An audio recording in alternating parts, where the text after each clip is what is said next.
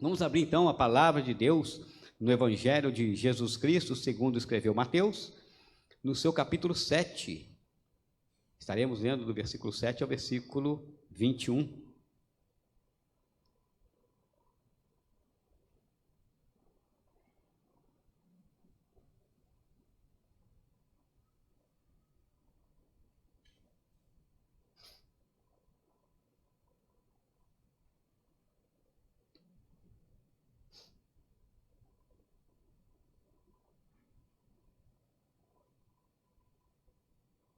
Eu estarei lendo, porque eu não sei se a versão que vai estar sendo projetada é a mesma, mas os irmãos procurem ler isso na Bíblia de costume, que você já manuseia ela rotineiramente. Se o texto estiver igual, podemos seguir por aqui. Estarei lendo, os irmãos podem acompanhar a leitura, e lembrando que sempre que é uma meditação, nós precisamos ler e compreender o que estamos lendo, para que essa palavra já comece a frutificar na nossa mente e no nosso coração. Versículo 7, pedi e dar-se-vos-á, buscai e encontrareis, batei e abrir-se-vos-á, porque aquele que pede, recebe, e o que busca, encontra, e ao que bate, abrir-se-lhe-á. E qual entre vós é homem que, pedindo-lhe pão o seu filho, lhe dará uma pedra, e pedindo-lhe peixe, lhe dará uma serpente?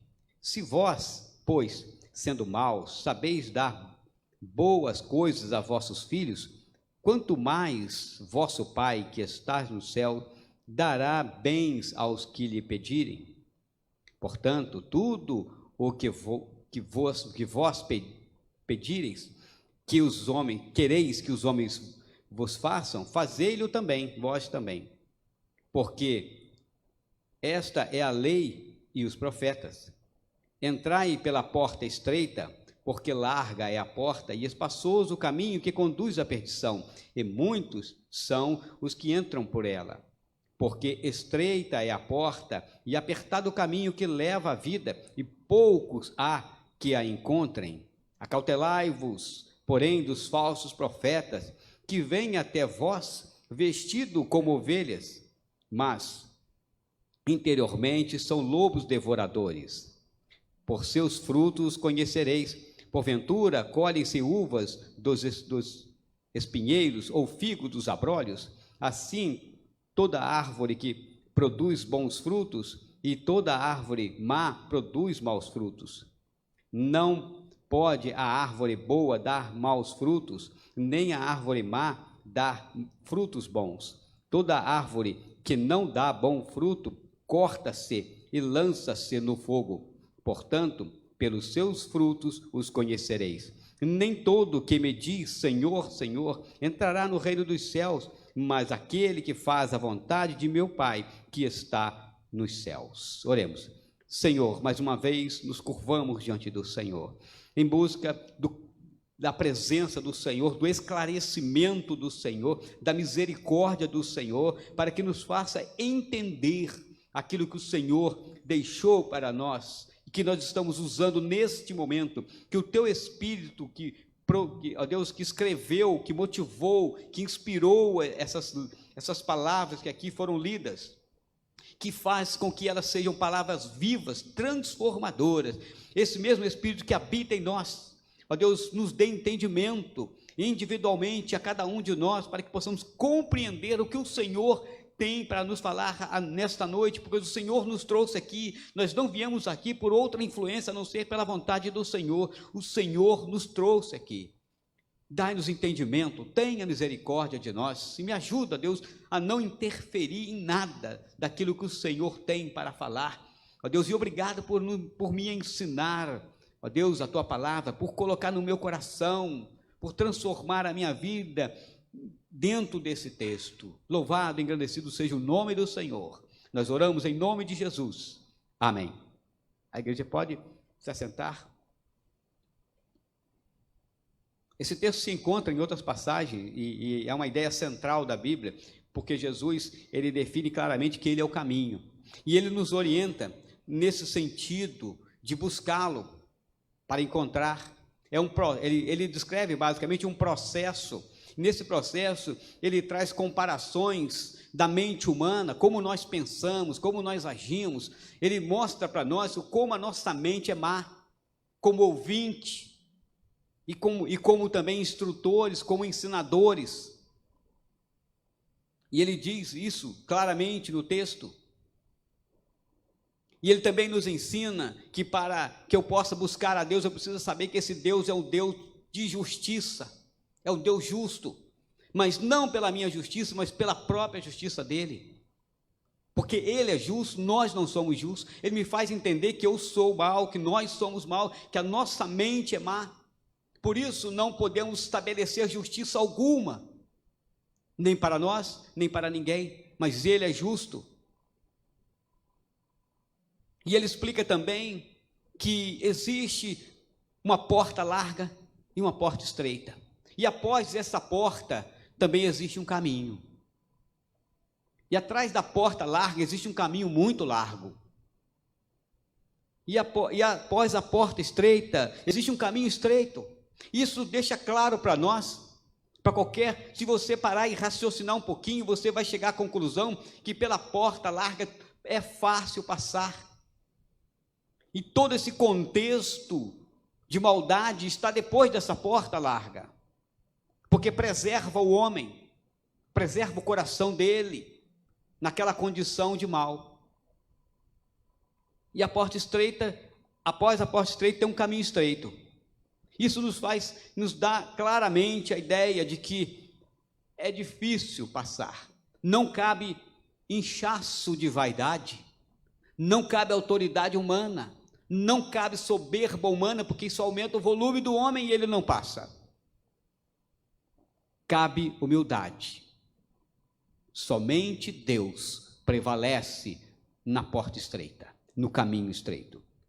Mas também nos ensina que nesta vida existe muitos falsos profetas. O falso profeta, ele está disposto, ele está a favor da falsa ovelha. Muitos são ovelhas falsas.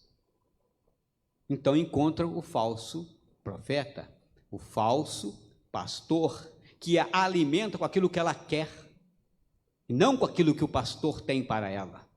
Alimenta o ego dele, alimenta a mente dele, limitada, não transformada. E ele diz: acautelai-vos, porque eles vêm vestidos, e eles enganarão a muitos. E alerta também sobre a nossa autoavaliação. Ele diz que nem todo que me diz Senhor, Senhor, entrará no reino dos céus. E o texto bíblico diz também que muitos são chamados e poucos escolhidos. Não que Deus não queira te escolher, não queira me escolher, mas a decisão de escolha é minha, é sua. Se algum dia você não foi escolhido porque você o rejeitou, você escolheu o falso em vez do verdadeiro. Você entrou pela porta larga e não pela porta estreita. Por isso, você acabou fazendo parte dos muitos chamados e dos poucos escolhidos. E o interessante, que começa o texto, ele fala justamente de um processo de pedir, buscar, bater. Porque quem está fazendo isso quer receber, quer encontrar, quer que uma porta se abra diante dele, e nós passamos isso o dia inteiro, todos os momentos da vida. Quando você tem uma decisão a ser tomada, isso é uma porta a ser aberta. E quem abre essa porta, quando Deus abre essa porta, tudo vai dar certo. Quando você mesmo abre, os problemas começam a acontecer. Tem um dito popular, um dito anônimo, que diz o seguinte: tem-se dito que uma pessoa pode viver cerca de 30 dias sem comida, cerca de 3 dias sem água e quase 8 minutos sem ar, mas apenas 1 segundo sem esperança. Bater, buscar, ter uma porta que se abre, isso contextualiza esperança. Ter esperança, isso dá sentido à vida. perder a esperança, não há sentido mais à vida. O salmista diz no Salmo 40, versículo 1, esperei com paciência no Senhor, e Ele se inclinou para mim e ouviu o meu clamor. É o sentar diante de Deus e se deleitar com um momento de aguardo, em que Deus vai te ouvir. Esperar com paciência, né? E a paciência, esperar com paciência em Deus, faz um bem para a alma muito grande, traz muita paz ao coração, ao contrário de ficar esperando, ansioso, preocupado com tantas coisas que hão de acontecer. Mas o texto também nos alerta com relação justamente ao falso profeta, ao buscar em lugares errados. Isso, muitas vezes, nos confunde, mas pode ter certeza que a sua inclinação natural mais te engana do que a imagem que está à frente. Se temos uma inclinação para o erro, nós vamos seguir o erro. Se temos uma inclinação para a verdade, você vai seguir a verdade, você vai encontrar a verdade. Você não será enganado pelos falsos profetas, porque a sua inclinação é para a verdade, e não para satisfazer o seu ego. Não é do seu jeito e nem do jeito de ninguém, é do jeito de Deus. O único jeito que funciona é o do jeito dele. Isso nos fecha completamente a possibilidade de ação pessoal para qualquer transformação.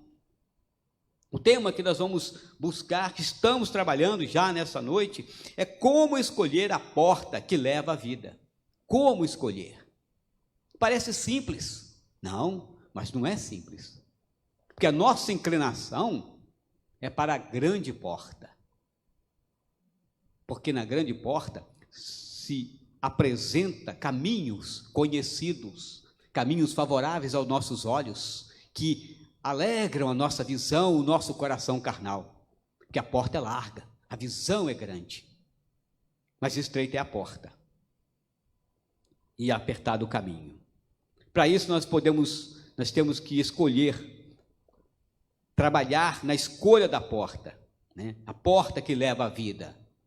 Parece óbvio que todos nós queremos a porta, todo ser humano, se você procurar fazer procurar saber com as pessoas sobre o que elas querem, qual a escolha que elas fariam, da vida ou a porta da morte? Na porta da vida. Todo mundo quer fazer essa escolha, mas como você faria essa escolha hoje?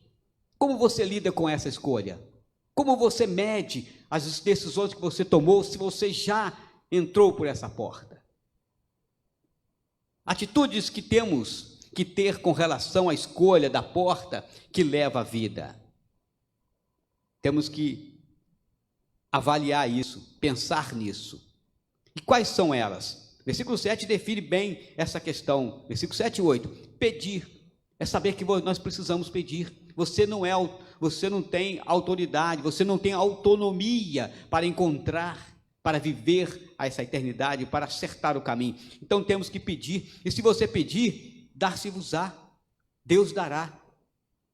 Se você buscar, diz também, buscar e encontrarei, batei e abrir-se-vos-á, porque aquele que pede, recebe. A quem você pede? Se você pedir errado, você vai receber o errado. Não se esqueça disso. E o que busca, encontra, e ao que bate, abrir-se-lhe-á. Pedir para receber, buscar para encontrar, bater para que se abra. E onde nós encontramos esse caminho? Eu sou a porta, e ninguém entra por mim, e quem entra por mim, salvar-se-á, e encontrará e sairá e achará pastagem. João capítulo 10, versículo 9. Jesus é a porta. Ele é aquela porta que vai abrir-se e te colocará e te indicará um caminho estreito, uma porta estreita. Poucos encontram essa porta, porque o nosso desejo é da porta larga, a nossa busca é da facilidade.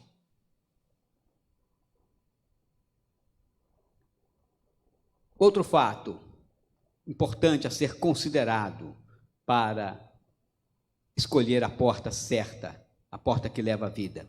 Ter certeza que está confiando em Deus e não nos homens. Ter certeza disso. Autoavaliação. Como é o nosso viver? Qual é a sua relação para com Deus? Qual é o seu desejo para a sua eternidade? Qual a sua expectativa para os dias de amanhã? Como você se importa com aquilo que você faz, se ofende ou não a Deus? Se o seu viver está desprezando o Deus que te criou? Isso tem que ser considerado. Precisamos considerar e temos que ter certeza que estamos confiando nesse Deus. Versículo 9 ele diz: e qual entre vós é homem que pedindo-lhe pão, o seu filho, lhe dará uma pedra? Nós homens somos assim, limitados, mas mesmo assim ele diz, um pai de verdade não daria uma pedra a um filho que pede pão, e pedindo-lhe peixe, lhe dará uma serpente. E ele diz: se vós, pois, sendo maus, sabeis dar boas coisas a vossos filhos, quanto mais vosso Pai que está nos céus dará bens àquele que lhe pedirem. Pai que está no céu. Talvez nós possamos pensar, então, se Deus é meu Pai, Ele vai me dar. Sim, se Ele for seu Pai, sim. Você o tem como Pai? Você o honra como Pai? Você recebeu o seu Filho para nascer de novo, para ser chamado Filho de Deus? Então Ele é seu Pai. Você vive para a honra e glória do nome dEle, Ele é seu Pai. É esse pai que ele está falando, é esse filho que ele está falando. Ele quer que você seja esse filho, de relacionamento direto com ele, aberto com ele, sem dúvidas, com o coração aberto, que erra, que busca acertar, que não abre mão de fazer o certo, que não tem comunhão com o pecado, que não coaduna com o pecado, que não tolera o pecadinho, que não tolera esse tipo de coisa. É esse pai que ele está colocando que ele é. Porque Ele é o Pai que está no céu, é o Deus que habita as alturas, mas que também habita no coração do contrito. Ele dará bens aos que lhe pedirem. Ele quer ser o Deus sustentador da sua vida. Ele quer ser o seu Pai. Mas para isso é importante que haja filho. Não existe um pai, alguém que possa se chamar de pai, que não tenha tido um filho. Um filho nascido da vontade do pai. E esse filho que ele diz aqui, esse pai que ele quer ser, é daquele que nasceu da vontade dele, e não da vontade dos homens. Não porque habita essa terra, porque até então são criaturas criadas por Deus, a qual Deus amou de tal maneira que deu o seu Filho único, para que todas as criaturas crescem nele e o recebesse como seu Senhor e Salvador, sendo feitos filhos de Deus. Aí estabelece o relacionamento pai e filho, e é esse pai que ele quer ser. Jesus diz: eu sou o bom pastor. O bom pastor dá a sua vida pelas ovelhas. Ele quer nos conduzir neste caminho após a porta estreita.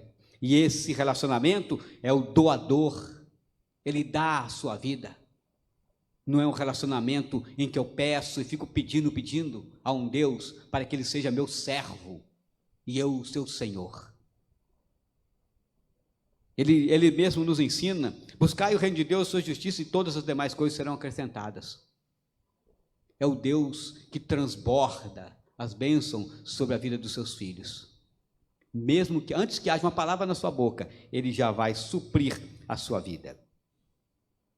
Terceiro ponto: a escolha certa depende da nossa percepção e entendimento da justiça e do amor de Deus. Temos que perceber, ter essa percepção que é um Deus justo, um Deus de amor. Versículo 12 diz: portanto, tudo que vós quereis que os homens vos façam, fazei-lo também vós, porque esta é a lei e os profetas. Ele coloca aqui, ele olha para o seu coração e pergunta: o que você quer para o seu semelhante? Como você o ama? Qual o desejo seu para todos ao seu redor, para o seu inimigo? Como você o percebe? Assim Deus vai te perceber também. Assim Ele vai te perceber também. Versículo 13 ele diz, a partir desse entendimento, a partir dessa escolha, que está dependendo dessa percepção, nós vamos perceber, de fato, o versículo 13. Entrai pela porta estreita. Entrai pela porta estreita. Porque larga é a porta e espaçoso o caminho que conduz à perdição, e muitos são os que entram por ela. Esse é o grande, é um chamado interessante, é um alerta muito interessante, muito especial para a igreja. Se muitos erram, a possibilidade de você, e minha também, é minha possibilidade, de estar errado, ela é grande, porque muitos erram. Muitos erram.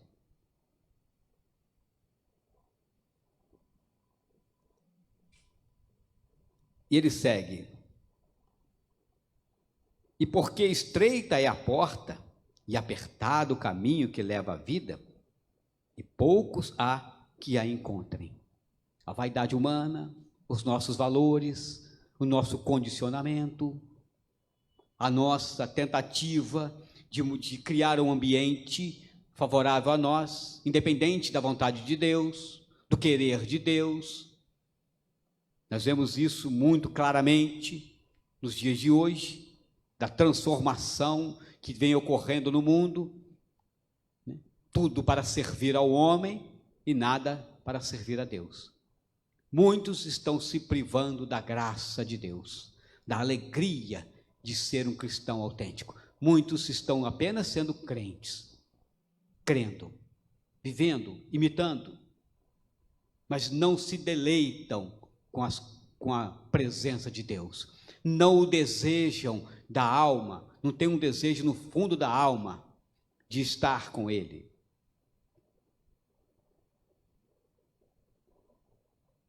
Porque estreita é a porta e apertado o caminho que leva à vida, e poucos há que a encontrem. Disse Jesus: eu sou o caminho e a verdade e a vida, ninguém vem ao Pai senão por mim. É um caminho, é um processo de purificação, de exclusividade, né? Ou Jesus é tudo, ou ele é nada, absolutamente nada. Ou você o quer de toda a sua alma, de todo o seu coração, ou você nunca o conheceu de verdade. A escolha certa depende da nossa perseverança em examinarmos aqueles que nos oferecem as opções. Qual a opção?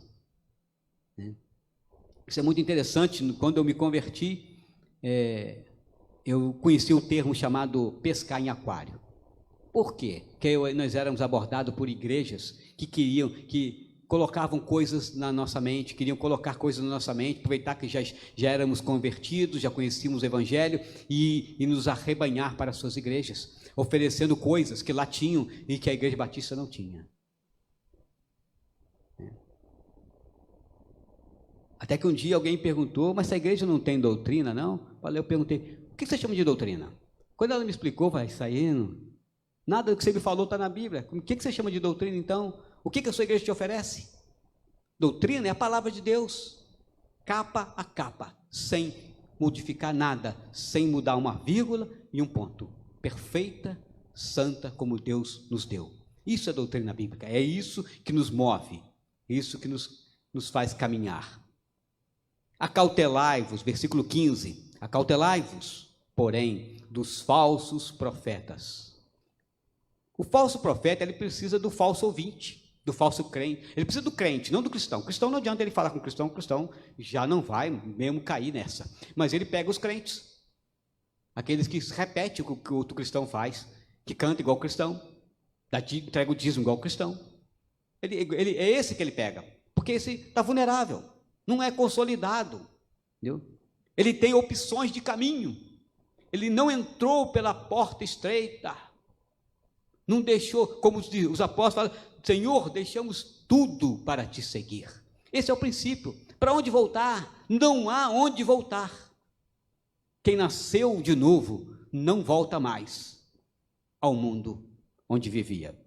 Acautelai-vos dos falsos profetas, que vêm até vós vestido como ovelhas, mas o interior são lobos devoradores.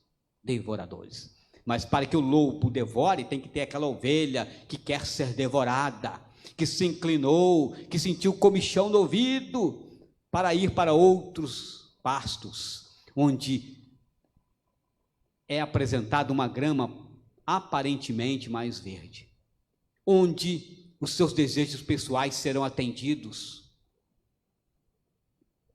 E isso é algo que vem crescendo. Ofertas para as famílias, onde se oferece um culto mais adequado aos jovens. Isso é antigo, né? Culto animado. Deus precisa ser animado porque Ele está dormindo no céu. Por isso que tem que ser animado. Que Deus tenha misericórdia. Que Deus tenha misericórdia daqueles que nunca o conheceram. E por isso transformar a Igreja de Cristo num circo de animação, onde a graça não está sendo oferecida e muitos estão sendo privados da graça de Deus. E ele diz: por seus frutos os conhecereis. Porventura colhem-se uva em espinheiros ou figo nos abrolhos? Assim toda árvore boa produz bons frutos, e toda árvore má produz frutos maus. Não pode a árvore boa dar maus frutos, e nem a árvore má dar bons frutos. Toda árvore que não dá bom fruto corta-se, lança-se no fogo.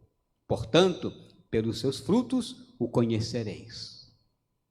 Toma a sua cruz. Quem não tomar a sua cruz e seguir após mim, não é digno de mim.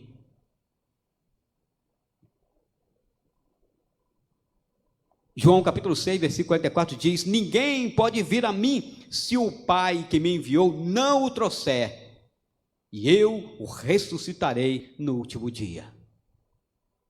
Deixar tudo e viver da graça de Deus. Abandonar o velho homem.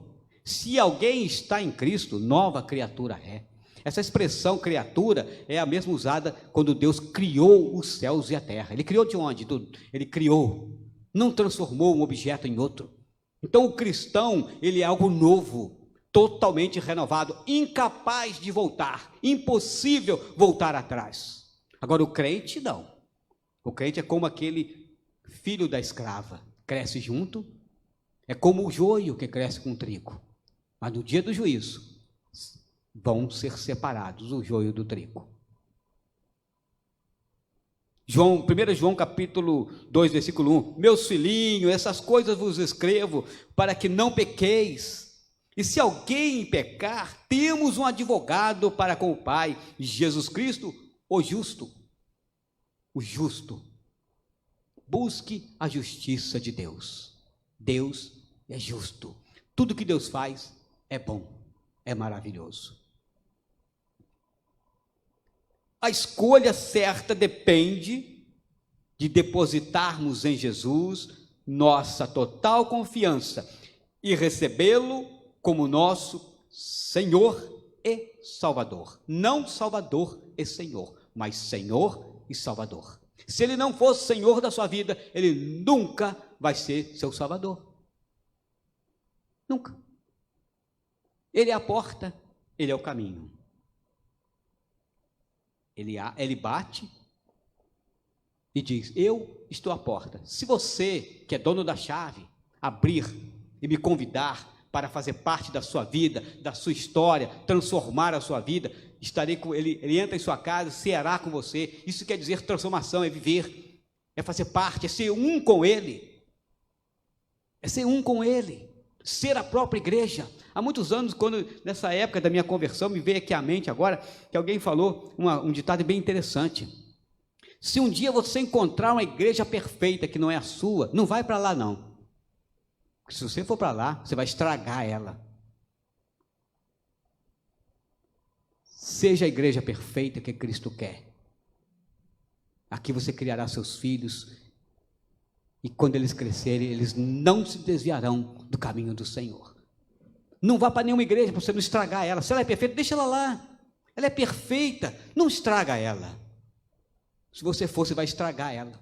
Você vai descobrir um dia que você nunca foi um cristão, sempre foi um crente, sempre foi um papagaio que repete tudo que todo mundo diz.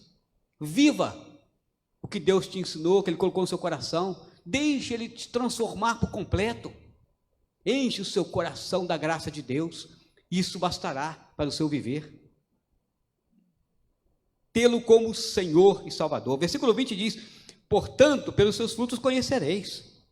Nem todo que me diz Senhor, Senhor entrará no reino dos céus, mas aquele que faz a vontade de meu Pai que está no céu.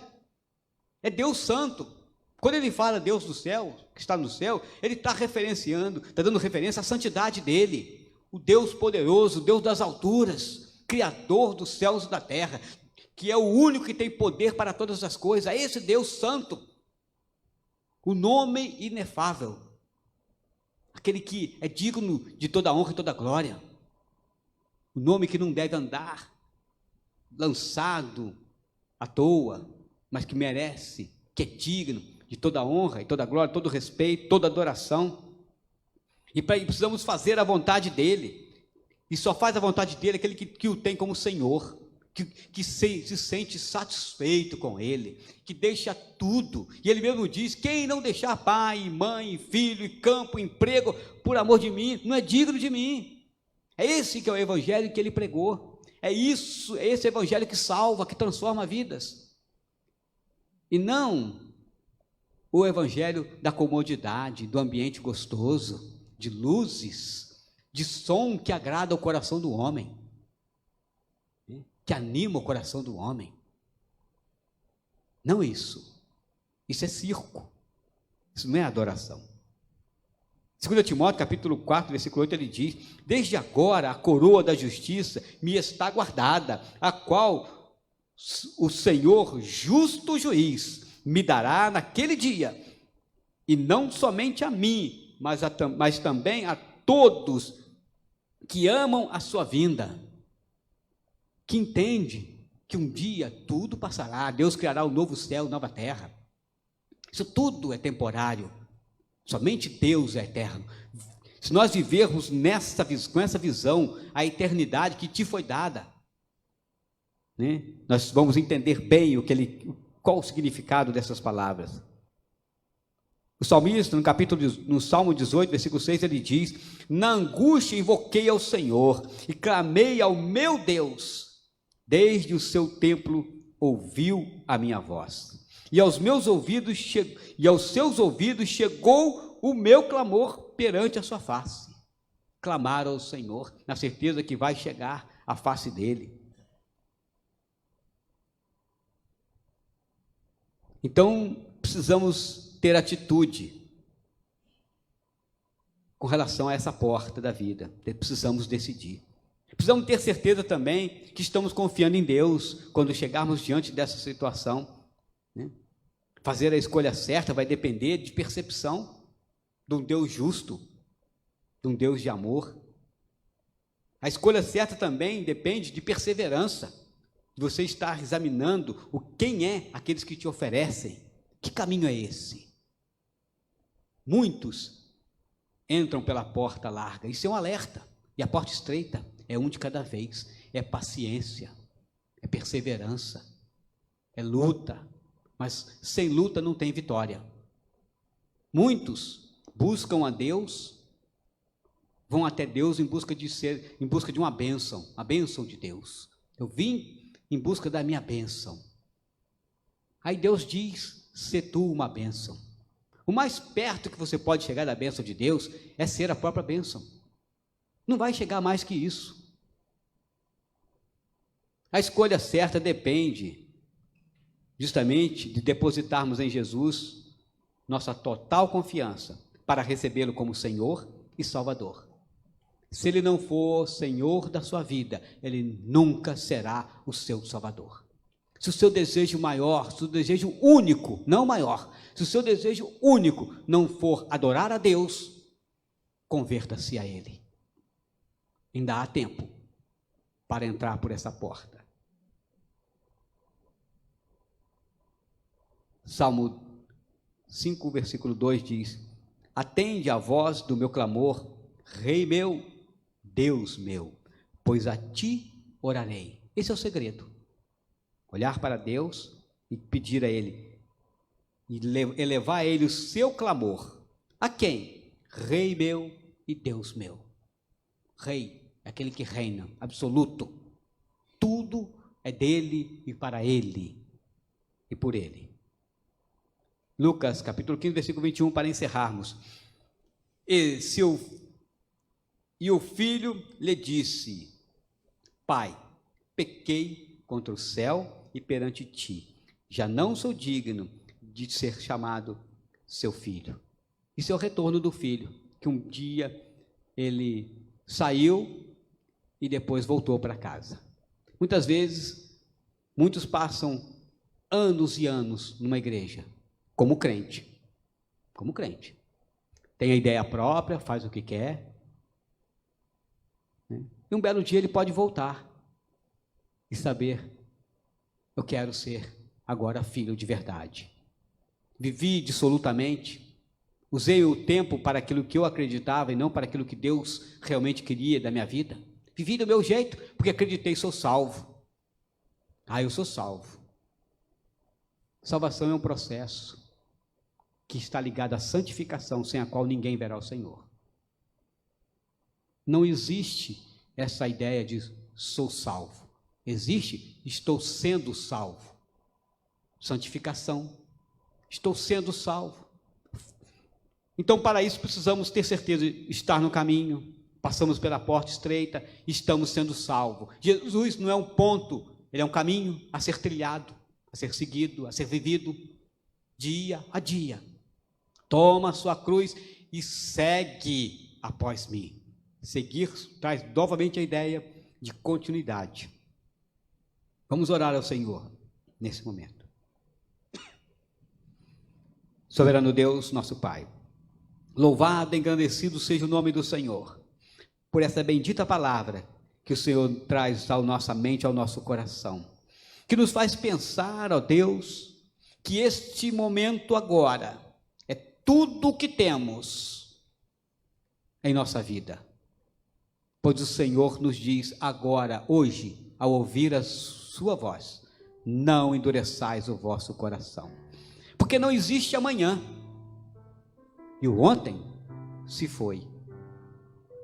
Olhamos para trás e vemos que cometemos muitos pecados e que trouxemos muitas lágrimas aos olhos do Senhor pelo nosso mal viver. E hoje temos um momento especial, momento em que o Senhor coloca diante de nós a porta estreita, em que o Senhor nos deixa bem claro que após essa porta estreita existe um caminho também estreito, para que eu possa entrar confiando somente no Senhor.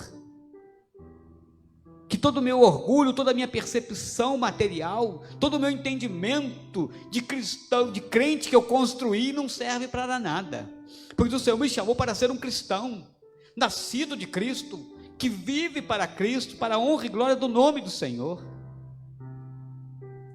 E é nesse momento que nós buscamos ao Senhor e clamamos, tenha misericórdia de nós, ó Pai.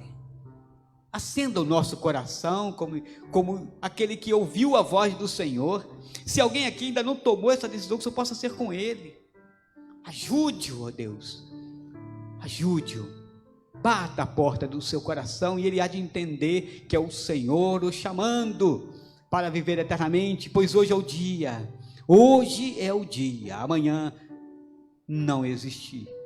É o dia que está reservado ao Senhor. Nós oramos em nome de Jesus, amém. Não sei quantos daqui já tem essa certeza em seu coração, não importa se você já foi batizado, se você é dizimista, o que importa mais, como está o seu coração diante de Deus, como é que está essa paz, quando você olha para o seu viver de ontem, de anteontem, você viveu para a glória dele, ou as suas palavras, ou da sua boca saiu palavras torpes. Hoje é uma coisa muito comum ver crente falando palavrão, mas só crente, cristão não fala não.